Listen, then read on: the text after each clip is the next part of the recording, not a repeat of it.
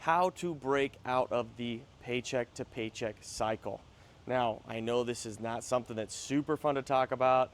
You prefer to just sweep it under the rug and forget about it. But honestly, that's probably why you're still living paycheck to paycheck if you can relate, like me, to this situation.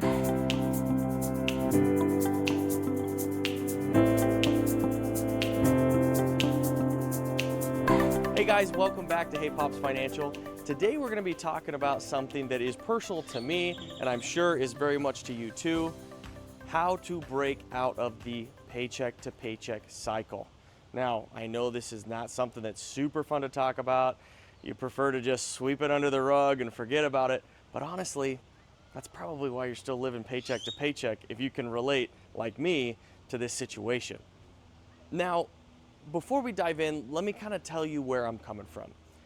So a lot of the things that I'm going to talk about, you'll either recognize from other videos that Pops has talked about, or are just some of the things that he's told me in my life, just kind of growing up and as I've consulted him.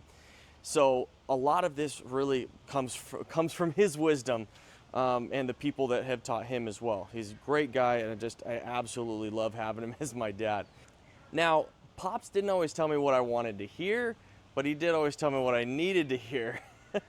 That's kind of the distinction here.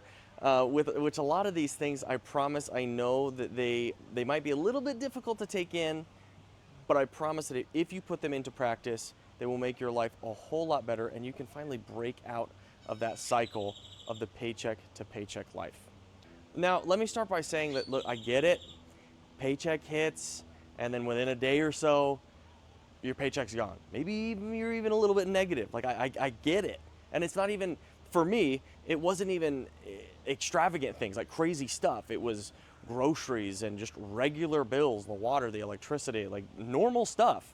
You know, I'm not driving a Lambo or anything. You know, it was just these normal, average, everyday things. Trust me, you're not alone. Like I said, I know what that feels like.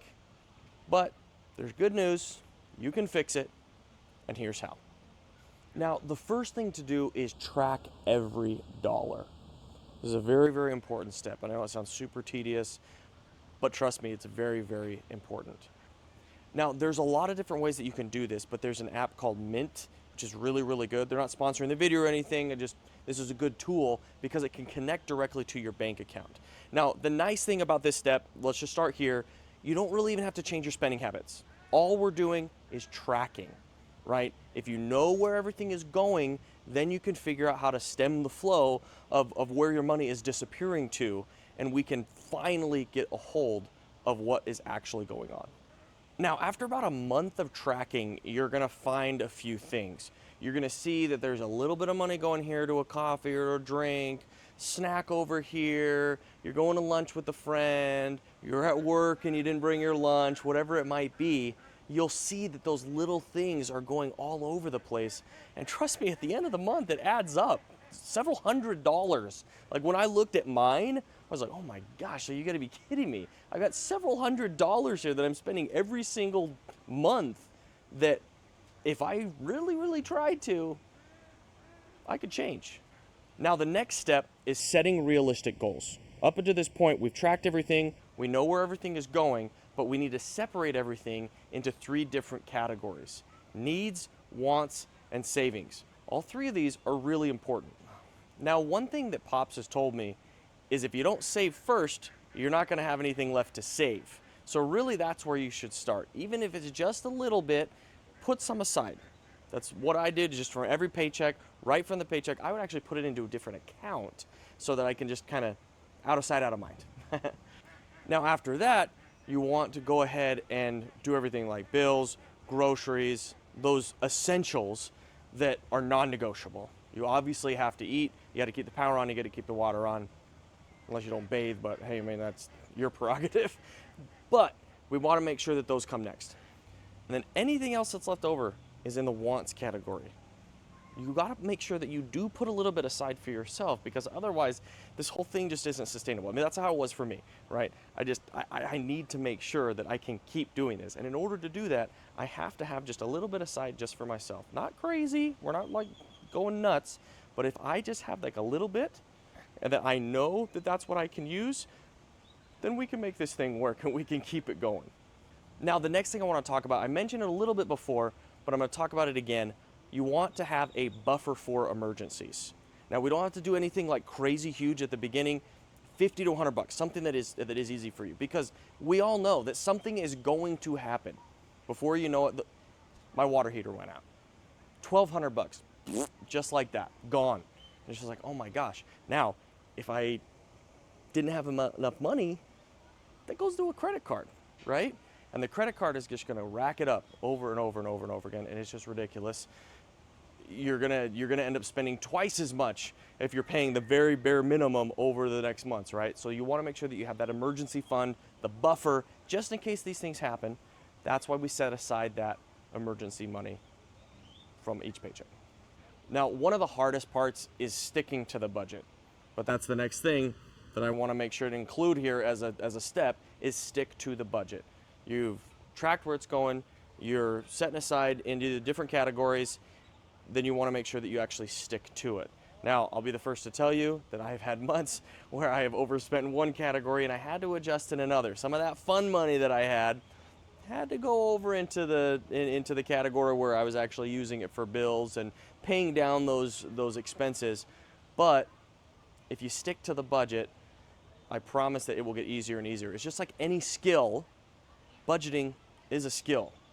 And over time, you do it over and over and over, you'll get better and better and better at it. Now, here's the kicker, as Pops would say, which is pretty apropos for this channel. But there is one thing that made all the difference in all of this. And it's having somebody like Pops in my corner that can be there to remind me of what actually is important. Whenever I felt like I wanted to make a dumb financial decision, he'd say, "Hey, Mitch, don't be dumb." Just kidding. He was nicer than that.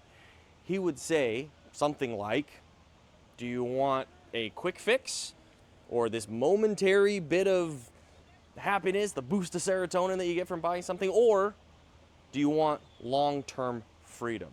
Because really that's what we're talking about right now. I'm not about to make this about like this crazy patriotic, American video, but really isn't that kind of like what we all want, what we all seek, is that freedom to be able to pursue what is actually important to us? And if all we're doing is being slaves to our own budget, you're not really free to do a lot of the things that are most important to you. Now, sometimes I roll my eyes at my dad, plenty of times, trust me, but deep down, and I've appreciated this more and more as I've gotten older, I knew he was right. So, if you're tired of living paycheck to paycheck, I get it. It's hard, it's difficult, and it's gonna take a little bit of work. But remember, track your expenses, set realistic goals, but don't forget to set aside some for yourself. It's very, very important to keep this whole thing sustainable. And if you can, find somebody who can be a mentor for you, somebody that you see is at least a few steps ahead of you, somebody that cares about you, you care about them, where they can keep you accountable, where they can ask how you're doing, where they can be a mentor for you to let you know that you can keep going and that it's worth it to keep going. Having somebody like Pops in my corner has helped me to keep going when I really just wanted to give up. Thanks for hanging out with me today, guys. If you liked this video, if you got value from it, please hit the like button, subscribe, share it with somebody that you think needs this. And remember, you've got this. You can do it. If somebody like me can do it, I know you can do it. And if you need help and you need guidance, we're always here at Hey Pops Financial.